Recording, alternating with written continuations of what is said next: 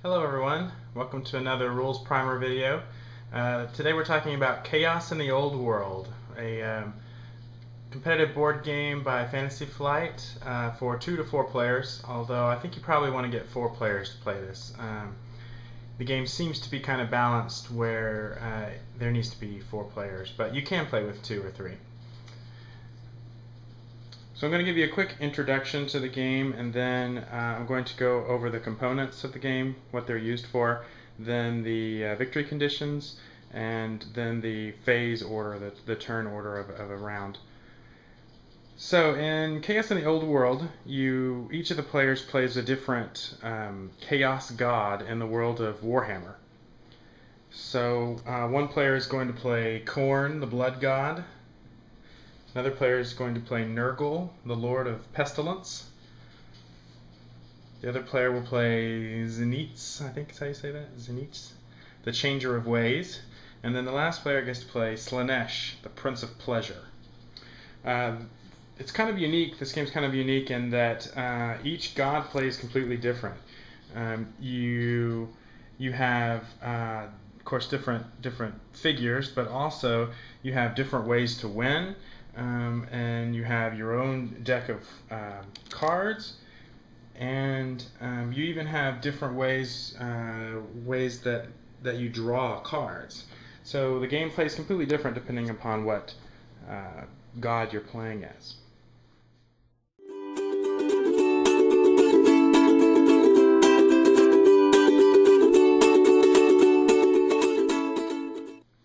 Okay, let's go over the components of the game. I have it set up here for a 4-player game. We'll kind of start over here and then go through. So this is of course the board, and it's broken up into several different sections. This is kind of probably the most interesting section.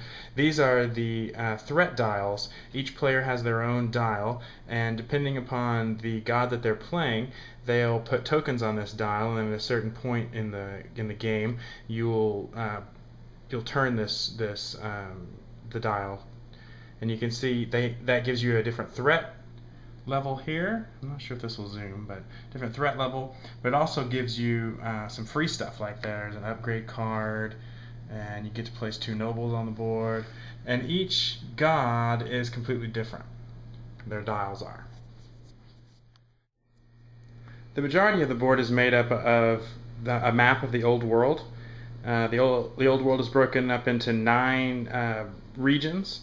Each region will have the name of the region, a value here that's both its resistance and also its conquest value, and then 2 spots for cards, for power cards to go. You can see like one card can go there and one card can go there in this example.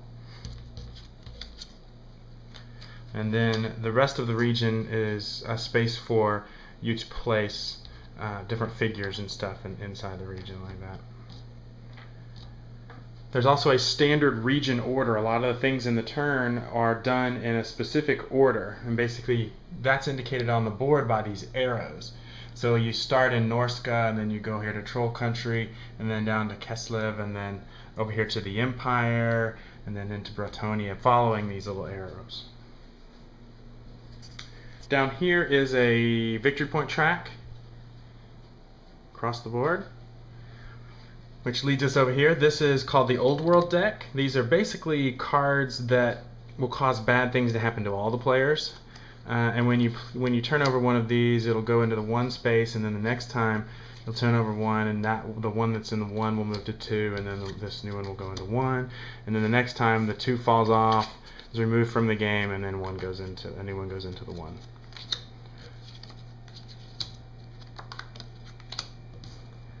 These are ruination cards. There are 5 of them.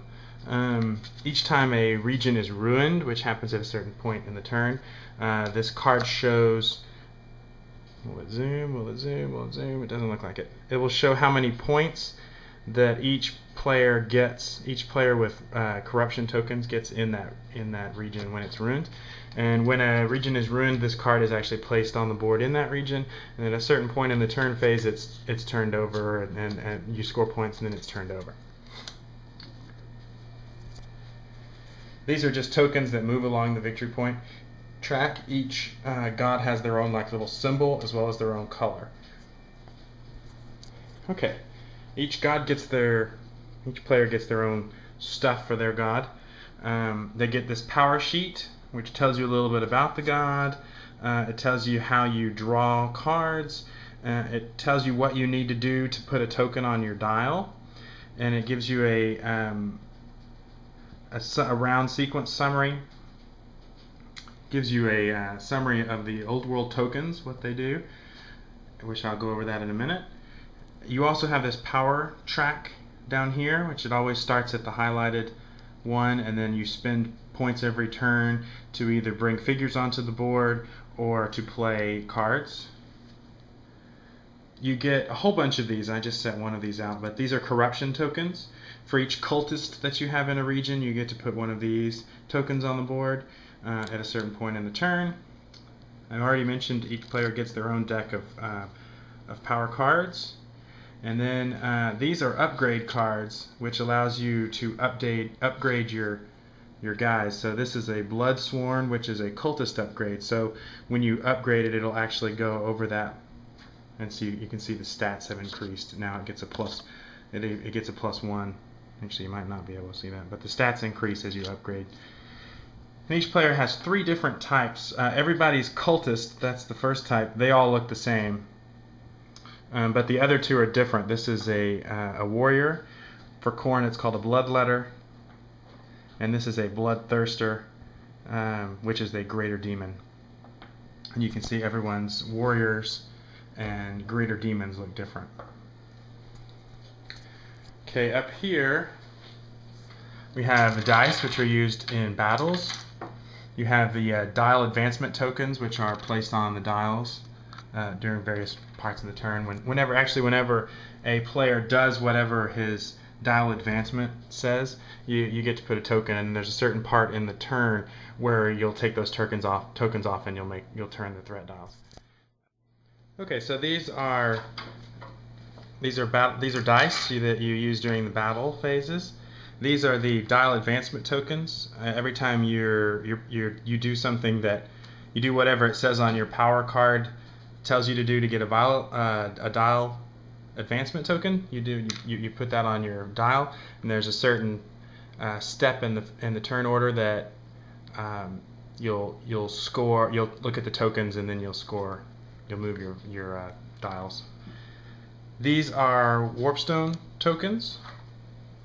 They count as a corruption token in a region that have Warpstone tokens, so it makes it easier for a region to get corrupted.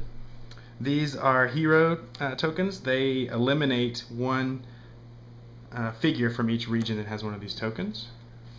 These are Skaven tokens, which decrease the region's resistance for each token. These are event markers, which different old world cards will cause those to appear and do different things. These are noble tokens, which increases the conquest value by 1, so it makes it a little harder for you to take over regions.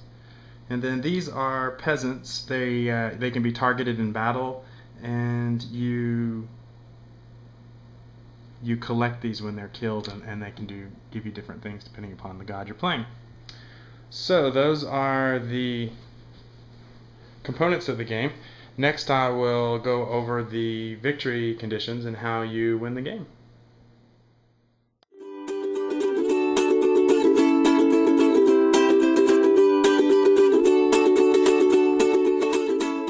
There's actually 4 different ways that a game of Chaos in the Old World can end. And each one has different ways of deciding who wins the game, basically. The first way is that one or more players at the end of a turn can have their threat dial all the way turned where it says victory.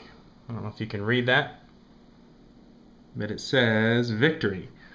And so at the end of a turn, if at least one player has a victory showing, then the game ends. If only one player has the victory, then that player wins. If more than one player has victory showing, then you look at who has the most victory points, and then the player with the most victory points wins. That brings me to the second way the game can end, is if at least one player is over 50 victory points. So if that happens, the game ends. The one with the highest victory points wins. If there's a tie, you look at threat, which threat is the number that shows in the little circle on your threat dial, and the person with the highest threat wins the game. The third way is if five regions have been ruined. So basically, there are 5 face-down ruination cards on the board. There's no more ruination cards in here. The game ends. The player with the highest victory points wins. If there's a tie in victory points, then again you look at threat. And the final way the game can end is if the Old World deck is empty. So all the Old World cards have come out. Then actually the game ends, and the Old World has actually fended off the corruption of the evil gods, and all the players lose. So those are the ways you win. Now let's look at the phases in a round.